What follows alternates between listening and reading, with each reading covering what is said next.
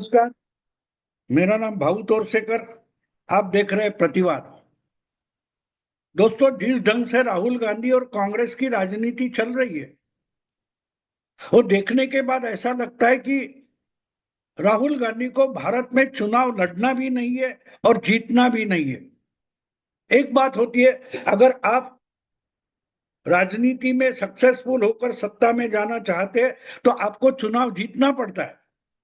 लेकिन राहुल गांधी का हर प्रयास हम देखते हैं तो ज्यादा से ज्यादा आम वोटर कांग्रेस पार्टी से या कांग्रेस के गठबंधन से दूर कैसे रहे, इसके प्रयास में राहुल गांधी लगे हुए हमें दिखाई देता है। अब बीच में उन्होंने जो कुछ खेल खेला था, वोट चोरी, ईवीएम। अब वोट चोरी होती है तो आम जनता को पता चलता है, क्योंकि वोट देने वाली ही अगर जनता है, अगर उन्होंने जो वोट डाला था वो सही जगह नहीं गया है और कुछ गड़बड़ हुई है, तो लोगों को पता चलता है। लोग एक दूसरे से बात करते हैं। वोट देने के बाद भी लोग एक दूसरे से बात करते हैं। एक वार्ड होता है, जैसे म्युनिसिपल कॉरपोरेशन होता है, एक वार्ड होता है जहां 4-5 हजार से लेकर 25 हजार तक वोटर होते हैं। वो एक दूसरे से बातें करते रहते हैं। वैसे ही विधानसभा का चुनाव हो या लोकसभा का चुनाव हो, उस इलाके में लोग एक दूसरे से बातें करते हैं। हवा किसकी चल रही है लोगों को पता होता है। मीडिया में जो बातें होती है उससे माहौल नहीं बनता। माहौल लोकली होता है, और लोकल लेवल पर लोग जो बातें करते हैं, अगर उस ढंग का उसके आसपास अगर रिजल्ट नहीं आता है तो लोग बहुत आक्रोशित हो जाते हैं और शायद रास्ते पर भी उतर आते हैं। किसी भी पार्टी का नेतृत्व ना होते भी अगर वोट चोरी हो जाए तो लोग रास्ते पर उतर आते हैं। तो इतना आसान नहीं है कि वो चुनाव रिग करना या वोट चोरी करना उतना आसान नहीं है। और इसलिए राहुल गांधी ने जो बिहार में वोट चोरी के लिए यात्रा निकाली थी, उसकी पोल इमीडिएटली खोल गई थी। चुनाव आयोग ने जो सबूत सामने लाए, उसके बाद कोई रास्ते पर का बच्चा भी राहुल गांधी पर भरोसा नहीं कर सकता। और लोग तो बार बार अलग अलग चैनल पर या अलग अलग वीडियो में, यूट्यूब पर भी इसकी बहुत चर्चा हो गई कि राहुल गांधी पगला गए। क्योंकि बिहार के ही बहुत सारे गांव में, चौराहे पर, मोहल्ले में लोग बोलते थे, अरे वोट चोरी की बात कौन कर रहा है? तेजस्वी यादव कर रहा है, जिसका बाप ही पूरा बूथ चोरी करता था। यानी गुंडे घुसाकर किसी वोटिंग के बूथ पर पूरे के पूरे बैलेट पेपर उठाकर उस पर ठप्पे लगाए जाते थे, और कोई भी चुनकर आया ये डिक्लेयर किया जाता था। जो उनके खिलाफ चुनाव लड़ने की कोशिश करे, लालू की पार्टी के खिलाफ अगर कोई चुनाव भी लड़ने की कोशिश करे तो उसको मारा जाता था, पीटा जाता था, भगाया जाता था। जिस मोहल्ले से अपने खिलाफ वोटिंग होगी ऐसी आशंका होती थी, उनको दंगा करके घर से बाहर निकलने नहीं दिया जाता था। वोट चोरी तो वो होती थी, लेकिन ईवीएम के कारण और केंद्रीय फोर्सेस के सुरक्षा में जो वोटिंग हो रहा है, उसमें वोट चोरी की जगह कम हो गई है। तो इसलिए राहुल गांधी जो बकवास कर रहे हैं उस पर आम वोटर का विश्वास नहीं है। लेकिन फिर भी एक बात है कि ये करके राहुल गांधी क्या करना चाहते हैं। जिस ढंग की राहुल गांधी की सोच हो गई है, वो बिल्कुल पाकिस्तान से मिलती जुलती हो गई है। वो चुनाव हारेंगे। चुनाव हारने के बाद जो ईवीएम है, वोटिंग का मशीन है, उस पर शक करेंगे। इसमें कुछ गड़बड़ होती है, कहीं भी बटन दबाओ, वोट तो बीजेपी को जाता है। अगर ऐसा होता तो तमिलनाडु में बीजेपी क्यों हारती है, कश्मीर में बीजेपी क्यों हारती है, झारखंड में बीजेपी की हार क्यों हुई? इसका जवाब राहुल गांधी कभी नहीं देंगे, क्योंकि जवाब है ही नहीं। और उनका सवाल अगर बुनियादी भी नहीं है और उसके कोई सबूत भी नहीं है तो उस पर भरोसा कौन करेगा? और जब ये होता है और लोग रास्ते पर उतरते नहीं, क्योंकि लोगों ने ही वोट देकर मोदी को चुना है और मोदी अच्छा काम कर रहे हैं। ये बहुत सारे लोग जब बोलते हैं तो उसकी ही वो बात प्रतिबिंबित होती है वोटिंग में और नतीजों में। और इसलिए एक बात अलग होती है, एक बात और अलग होती है। वो बात ये है कि जिस ढंग से राहुल गांधी सोचते हैं, अगर वही सोच पाकिस्तान से अगर मिलती जुलती है तो कभी कभी मुझे लगता है कि राहुल गांधी शायद पाकिस्तान का चुनाव जीतने की कोशिश में है। क्योंकि पाकिस्तान के लोग जिस ढंग से बातें करते बिल्कुल उसी ढंग से राहुल गांधी बातें करते। अब कल परसों की बात है, जो कुछ एशिया कप के मैचेस चल रहे क्रिकेट के, उसमें पाकिस्तान बुरी तरह से हार गया और हारने के बाद पाकिस्तान ने जो अंपायर होते हैं उस पर शक जाहिर किया, अंपायर के बाद रेफरी पर शक जाहिर किया। इतना ही नहीं, आगे चलकर पाकिस्तान की टीम ने डिक्लेयर कर दिया जब तक उस रेफरी को हटाओगे नहीं हम अगली मैच खेलेंगे ही नहीं। तो एशिया कप के जो टीम है या व्यवस्थापन है, मैनेजमेंट है, उन्होंने साफ कर दिया कि अगर अगली मैच नहीं खेलोगे तो तुमको पूरी टूर्नामेंट से बाहर करना पड़ेगा। तो चुपचाप पाकिस्तानी टीम अगली मैच खेलने के लिए मैदान में उतर गई। ये मैं इसलिए बोल रहा हूं कि जिस ढंग से राहुल गांधी चुनाव हार जाते और हार जाने के बाद चुनाव आयोग पर ही सवाल या निशान लगा देते हैं, बिल्कुल उसी ढंग से पाकिस्तान की क्रिकेट टीम बर्ताव करती है।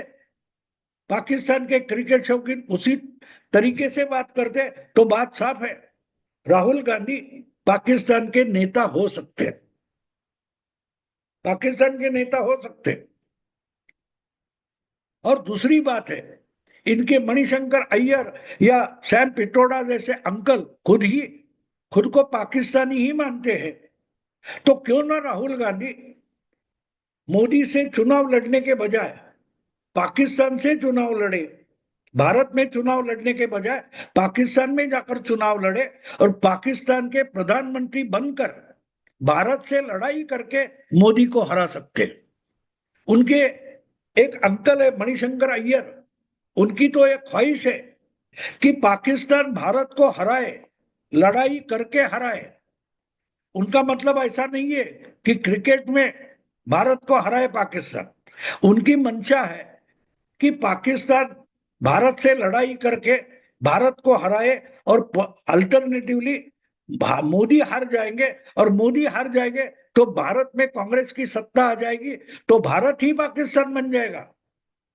ये अगर मणिशंकर अय्यर की एक तरीके से आइडिया है, तो उनका भाई भतीजा जो कोई है, भांजा भतीजा राहुल गांधी, वो पाकिस्तान में बड़ा पॉपुलर हो सकता है और जीत भी सकता है।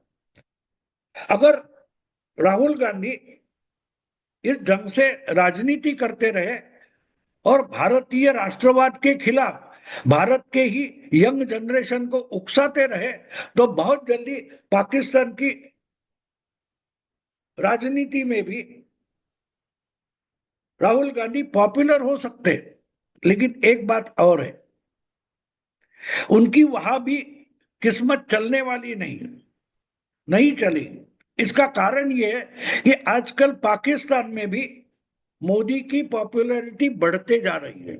भले मोदी ने ऑपरेशन सिंदूर किया है, पाकिस्तान के आतंकी अड्डों पर हमला किया है, पाकिस्तान के हवाई अड्डों पर और मिलिट्री अड्डों पर हमले किए हैं, लेकिन पाकिस्तान की हालत इतनी बुरी है कि अगर नेपाल की तरीके से पाकिस्तान की जेनजी यानी युवा जनता रास्ते पर उतर गई, तो पाकिस्तान की आर्मी हो या पाकिस्तान की सरकार हो, उनको जान बचाकर भागना पड़ेगा। और भागना पड़ेगा तो उनका काम चलाने वाला कोई सरकार शासन उनको चाहिए। वो देने के लिए शायद पूरा पाकिस्तान मोदी जी के पैर छू सकता है, इतनी मोदी की पॉपुलैरिटी वहां है। खाने के लाले पड़ गए। जब मैं बोल रहा हूं तब एक खबर ये आई है, एक खबर ये आई है कि बहुत जल्दी सऊदी अरेबिया में भीख मांगने जाने वाले जो पाकिस्तानी है, उनके पासपोर्ट पाकिस्तानी सरकार कैंसिल करने वाली है। यानी आम जनता भी विदेश जाकर भीख मांगती है और देश का प्रधानमंत्री भी विदेश जाकर भीख ही मांगता है। इसकी चर्चा मैंने एक देखी तो मुझे लगा कि ऐसी बड़ी दुविधा में खाने पीने के लाले पड़ गए, ऐसी जो जनता है वो लड़ना नहीं चाहती, वो 2 समय का खाना चाहती है। और वो देने वाला दुनिया का कोई भी हो उसके लिए भगवान बन जाता है। तो अगर वो उस पर उनके अलग अलग पाकिस्तानी वीडियो है, उस पर यही चर्चा चलती है, अरे हम पैसा देने को तैयार है लेकिन हमें ना आटा मिल रहा है, ना ऑयल मिल रहा है, ना सब्जी मिल रही है, ना गोश्त मिल रहा है। और मोदी भारत में लोगों को फ्री का राशन दे रहा है, फ्री का आटा दे रहा है, फ्री का गैस दे रहा है, फ्री की बिजली दे रहा है। क्यों ना पाकिस्तान में मोदी हो, ऐसी चर्चा वहां के यूट्यूबर्स और मीडिया पर चल रही है। तो मतलब साफ है, अगर राहुल गांधी मणिशंकर अय्यर और सैम पिट्रोडा को लेकर पाकिस्तान का चुनाव लड़ने की फिराक में है तो वहां भी हार जाएंगे। क्योंकि आज की तारीख में भारत की बात ही छोड़ो, पाकिस्तान में भी मोदी को हराना कांग्रेस के लिए मुश्किल है। क्योंकि मोदी का मतलब डिलीवरी होती है। मोदी आश्वासन नहीं देते, मोदी सपने नहीं दिखाते, मोदी छोटे छोटे हो लेकिन सपने पूरे करने वाले नेता है। और ये इसकी चर्चा अब पूरे पाकिस्तान में छिड़ गई है। और इसी समय अगर पाकिस्तान की आर्मी, पाकिस्तान की सेना और पाकिस्तान के राजनेता, उनकी पॉपुलैरिटी घटी है, उनके खिलाफ जनमानस में भावना प्रक्षोभक हो गई है, विस्फोटक हो गई है, तो ऐसे में अगर पाकिस्तान के चुनाव में राहुल गांधी और मोदी इनमें से किसी एक को चुनो, ऐसा सवाल रखा गया, तो पाकिस्तानी आवाम मोदी को ही वोट देगी। फिर राहुल गांधी क्या करेंगे? ये आसान है कि भाई मोदी को हराने के लिए हमें मदद करो करो, ये बात किसी मीडिया में जाकर मणिशंकर अय्यर कहेंगे, वो बात अलग है। आम जनता पर उसका परिणाम नहीं होता। अंकल सैम अमेरिका में बैठकर पाकिस्तान घर जैसा लगता है ऐसा बोले, उसका पाकिस्तान पर परिणाम नहीं होता। क्योंकि भूख सबसे बड़ी आग होती है। जब करोड़ों लोगों के पेट में भूख की आग लगती है और वो बुझाने वाली व्यवस्थाएं नहीं होती, सुविधाएं नहीं होती, तब वो आग आगजनी बनकर रास्ते पर आ जाती है। जैसे हमने नेपाल में देखा, नेपाल में बड़े बड़े नेताओं को घर छोड़कर भागना पड़ा, मारा पीटा गया। बहुत जल्दी पाकिस्तान उसी स्थिति में जाने वाला है। आज पाकिस्तान को खैबर पख्तूनवा, ये अपने ही एक प्रदेश में, एक क्षेत्र में हवाई हमले करने पड़े हैं। अपने ही जनता पर पाकिस्तानी एयरफोर्स बम फेंक रहा है। तो बलूचिस्तान में तो आर्मी जा नहीं सकती, खैबर पख्तूनवा में बम फेंक कर रहे, तो बचा है सिंध और पंजाब। वहां भी बड़ी बेचैनी है। सिंधु का पानी बंद हो गया। बारिश खत्म होने के बाद, नवंबर दिसंबर के बाद पाकिस्तान में पीने का पानी भी मिलना मुश्किल हो जाएगा। तो पेट की भूख और प्यास इतनी स्फोटक हो जाएगी कि पाकिस्तान जलने लगेगा। और ऐसे वक्त में लोग चाहेंगे कि हमें भी मोदी जैसा कोई नेता, प्रधानमंत्री मिले। तो क्या वहां भारत को गाली देकर, मोदी को गाली देकर राहुल गांधी चुनाव जीत सकते हैं? हाँ, सपने में मणिशंकर अय्यर या श्याम पित्रोड़ा राहुल को जिता सकते हैं, लेकिन क्या वास्तव में ये पॉसिबल है? भारत से दोस्ती की जाए तो भारत आटा दाल वगैरह भेज सकता है। तो पाकिस्तान की आवाम भी बोलेगी कि यहां भी मोदी आ जाए, हमें भी अपने साथ ले जाए।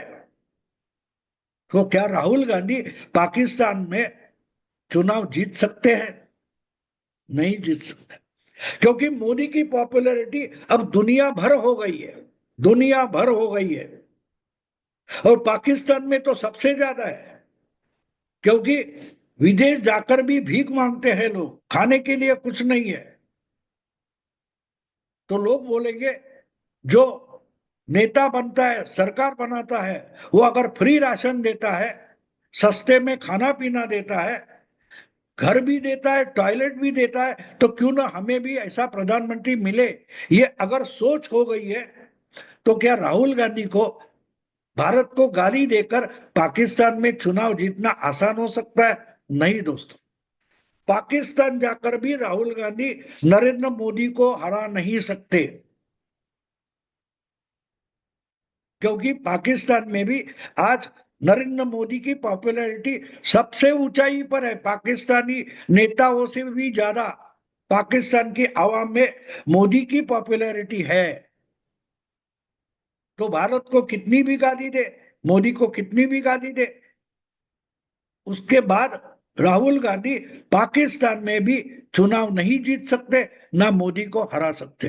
दोस्तों, अगर ये वीडियो पसंद है तो लाइक कीजिए, शेयर कीजिए और प्रतिवाद को सब्सक्राइब कीजिए। नमस्कार।